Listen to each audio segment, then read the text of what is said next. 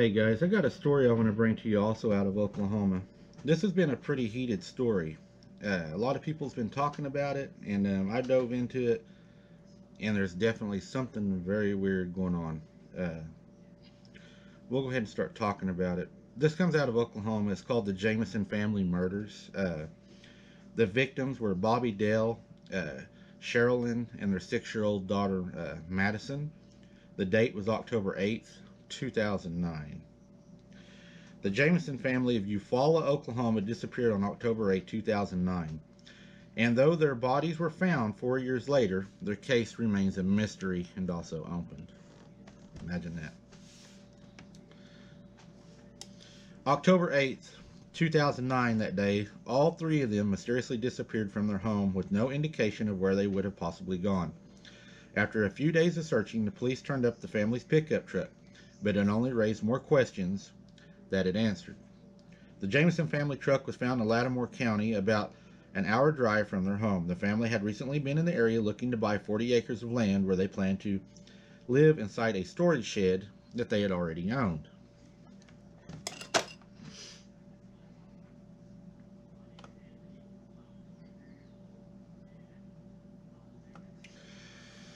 But the items discovered inside of the truck seemed to indicate the couple had not planned to be away from the truck for long. Inside, investigators found their IDs, wallets, phones, Sherilyn's purse, and the family dog, which was malnourished but still alive in the back seat of the truck. They also found about $3,200 in cash. Both Bobby Dale and Sherilyn were on disability at the time of their disappearance, and where they could have gotten that much cash or that they intended to do with it was unknown. Investigators suspected that drugs may have been involved in the disappearance and that a large amount of cash was the result of the couple either buying or selling drugs. That's what irritates me. Automatically, because you have automatically because you have money, you have to have got that money from drugs. I mean, you couldn't have worked for it, saved it, or anything else, right? So, since this case is weird and it's not looking right to everybody, so the first thing we're going to do is throw drugs in. How many times have we heard that?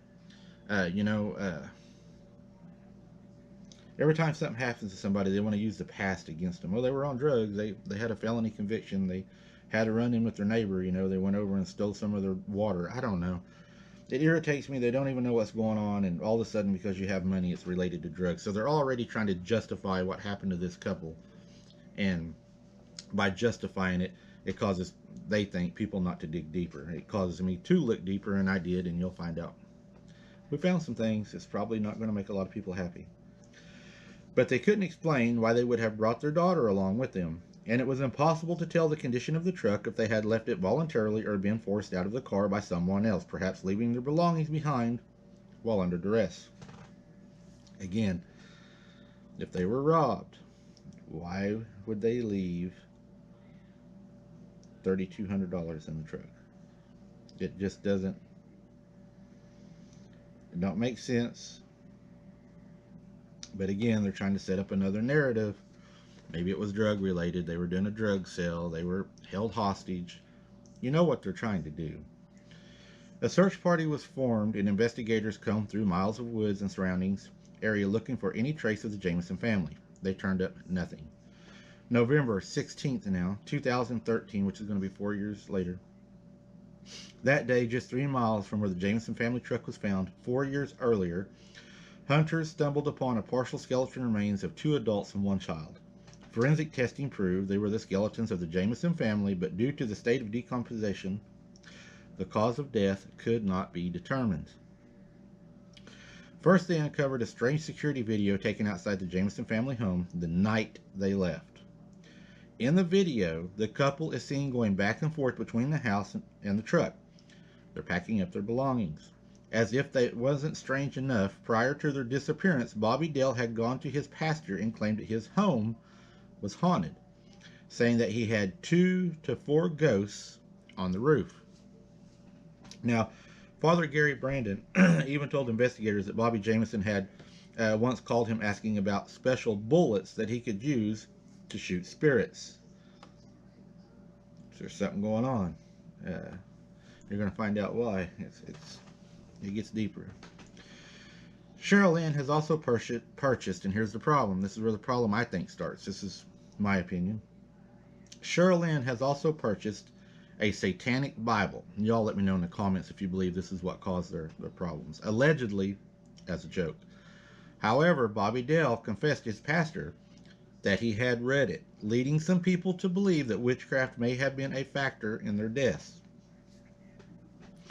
Cheryl Lynn's mother, Connie Cockatoo, believed that the Jamesons had somehow gotten entangled in the cult and were murdered by violent members, but she never named a cult, and no evidence has ever been discovered to support that theory.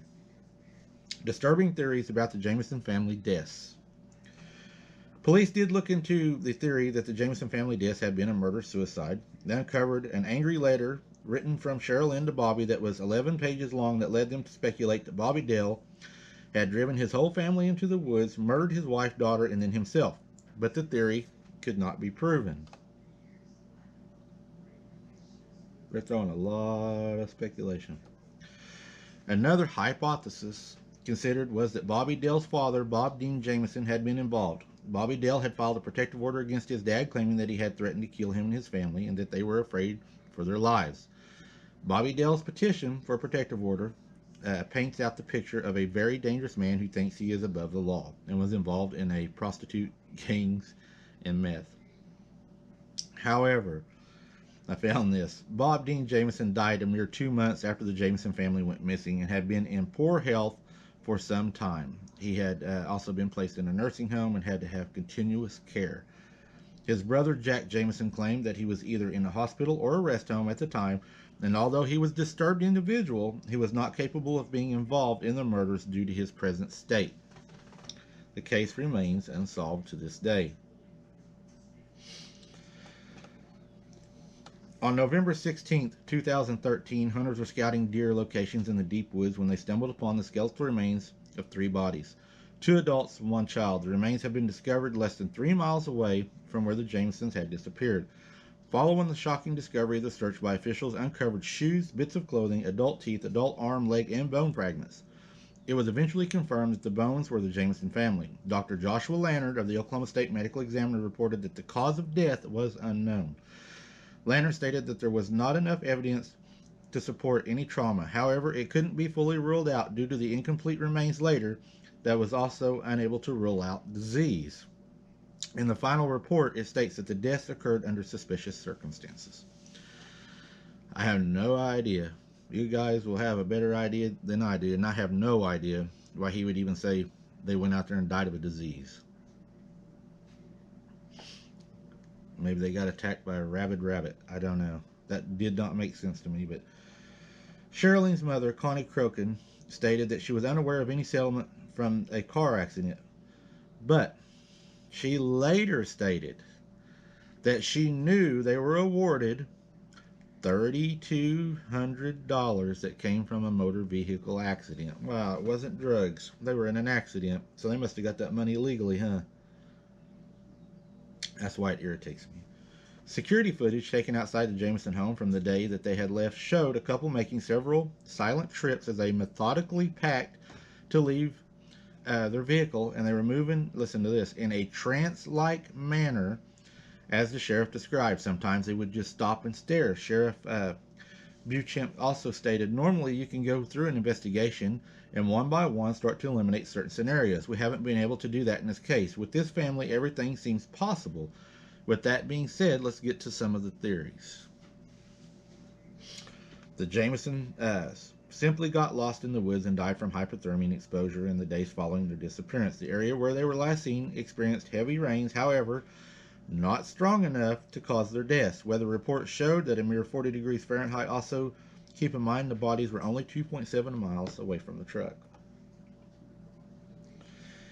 The second theory is that Jameson's demise was a murder-suicide. In the investigation, a letter that, according to reports, was 11 pages long that was written by Bobby from Sherilyn found in their abandoned truck. She accused him of being a hermit. In another letter, it was said that she had mentioned death. This letter was found in the family home. The sheriff stated they were certainly a family obsessed with death. Sherilyn's mother, who lived with them for a little bit of time, claimed that the couple were good parents She refused to believe that it was possible. She said that they would never let anything happen to Madison unless something happened to them first. Again, they're fantasizing on death. You got a demon Bible, and he's to kill, steal, and destroy, right? Other items worth mentioning from the investigation are a missing briefcase and a missing .22 caliber handgun registered to Sherilyn Jameson, both of which were never found. Another thing I have a problem with that. They may have owned a .22, not saying they didn't. I'm sure they probably did. But how do they know they even had it with them? And how in the hell do they know they had it in a briefcase if they weren't there? Speculation. There is no court going to hear that unless they can prove it, but they're putting this in a report. What they're doing is they don't want you to see what the left hand's doing. A 1993 article in the Oklahoma stated that a few cults had sprung up in around eastern Oklahoma, though as a U.S. Marshal named James Webb had added, there hasn't been any activity in a couple of years. It also suggests that the Jamesons were into witchcraft. A witch Bible was reportedly found in the Jameson home. So now you got a witch Bible and you have a cult Bible. Though Nikki Chenault claims that Sherilyn Jameson bought the witch Bible as a joke again, that being said, their pastor in Eufaula, Gary Brandon, claims Bobby confessed that he was reading the Satanic Bible. Additionally, mysterious graffiti was found on a large storage container kept at the Jamesons' property, the one they intended to live in. One line read, 3 cats killed to date by people in this area. Witches don't like their black cats killed. They went into witchcraft. They might have been thinking they were witches at the time. Their neighbors were probably killing their cats. And it sounds like they were getting upset that their black cats were being killed. Sherilyn's mother also reported some odd behavior from her daughter. She became very illogical. One day she drove me to Oklahoma City and dropped me off on the street. She told me, get out of my car. So I did. And of course, the main evidence of strange behavior was, oh my God, aforementioned security tape where 2 Jameson parents appeared to be in a trance-like state. The Jamesons also reported claim to have 2 to 4 ghosts in their home. Father Gary Brandon even told investigators that Bobby Jameson had once called him asking about special bullets, which was brought up again to be able to kill spirits. Something in their home's really bothering them. The truck turned up in Lattimore County, about an hour drive from the Jamesons' home. Based on the contents of the truck, it didn't appear that the Jamesons planned on being away. So, police wanted to blame the money on drugs, but found out it was from an auto accident, so that kind of blew that theory. Because Sherilyn's disorder was poorly controlled, she often experienced bouts of severe depression, would often angrily lash out at people in her life, including her husband. It's no surprise that the Jamesons' marriage was under a great deal of stress. There's a lot of marriages out there that people are going to try to make work, and they're not going to. If there's too much water under the bridge, they're wasting their time, and it'll fail. Bobby and Sherilyn believed their home was being invaded by dark spirits, so they confided in the local pastor about their concerns. Little Madison has started talking to an imaginary friend named Emily, and although it is considered completely normal for children, but with adults seeing dark spirits, was her friend really imaginary, or was it a malevolent spirit? What do y'all think? I think there's a lot of dark things going on in this house now, and it's starting to affect the child, and she's made a friend now, because my cousin had an imaginary friend, and he ended up telling her to kill my cousin. Bobby, too, had developed a paranoia about the family being haunted by evil. At one point, he asked the pastor if he knew of anywhere he could purchase special bullets to shoot a handful of spirits now. Him, he said, were living on the roof of the family's home. Bobby was also planning on trying to exorcise the spirits in the home with the help, and this is a big problem right here, guys. He's trying to exorcise these demons using the Satanic Bible that they had purchased. Wow. I imagine there's a lot of bad things going on. Now, not just having the book in their house, they're starting to use the book and its dark magic and believing in this book. That's a huge problem. The police found surveillance video footage from outside of the Jamesons' home in Eufaula. In it, Bobby and Sherilyn are seen walking back and forth from their house to their truck, loading it in a zombie-like trance. Neither person appears to ever speak to each other.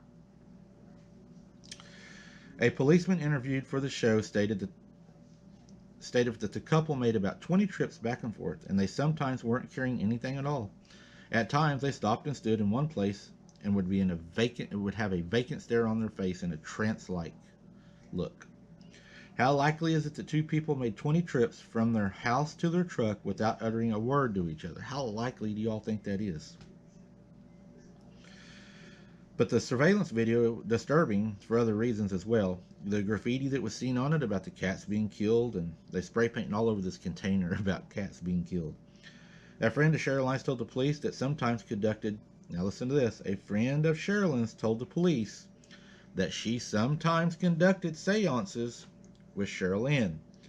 Both friends and family agreed with the Jamesons. The friends even said this. Their home was very haunted. And a few have shared that they too experienced odd things in the house, including black silhouettes, black shadows, sounds, voices, and movement of objects. When the Jamesons' bodies were found, there was a dried flower included with Madison's remains. She had a dry flower placed on the child, Madison. I see a lot of problems in this in this case. It sounds to me like everything started going south for them after they bought this satanic Bible. And then not only did they buy the satanic Bible, they start having problems. And then instead of going and getting rid of it how I would have, using, Jesus, they decide to go ahead and use this satanic Bible to try to exorcise these demons. And you're not going to get rid of demons with the satanic Bible. They probably welcomed more in. They were in a bad situation. They were in a dark place. The daughter, she starts having an imaginary friend that's talking to her. Even their friends said they witnessed dark, shadowy figures in the house, things being moved, voices. Just sounds to me like it got out of hand. Maybe, possibly, they were either heavily influenced or possibly possessed that may have led them to go out to the woods. And if I was to put a guess on this, you got people out there that they call sometimes, and even in domestics that can't control their anger. They're what they call family killers. And what it is they have these triggers, and once that trigger hits, they end up killing everybody. This kind of sounds like if there was a possession or a heavy influence, and they went to the woods. Uh, that's probably what it was, in my opinion. It was probably a family suicide. Uh, but I think there was more to it. I think that there was a influence or a possession that caused them to do it. I don't believe it was just a straight out sociopath. A sociopath that would pull a gun out on their family. I mean, you'd have to be a sociopath to be able to do that. That's just not. It's not normal behavior. So yeah, very sad for the little girl. Indeed. Also the family. I mean, if they were heavily influenced, it wasn't their decision. So prayers for them that they find peace. For the family, a very sad one when you lose a child like that. But just be aware of the people you're around. Know what they are, and know that sometimes you just can't fix stupid. Um, and everybody will see that. I'll be watching this more and watching, but you can't fix stupid. It's bound to fail. It will fail, and that's what happens, unfortunately. But sometimes people have to learn the hard way. I appreciate y'all watching, guys. Till the next one, keep your head on a swivel, and don't be something's meal. And we'll see you on the next one.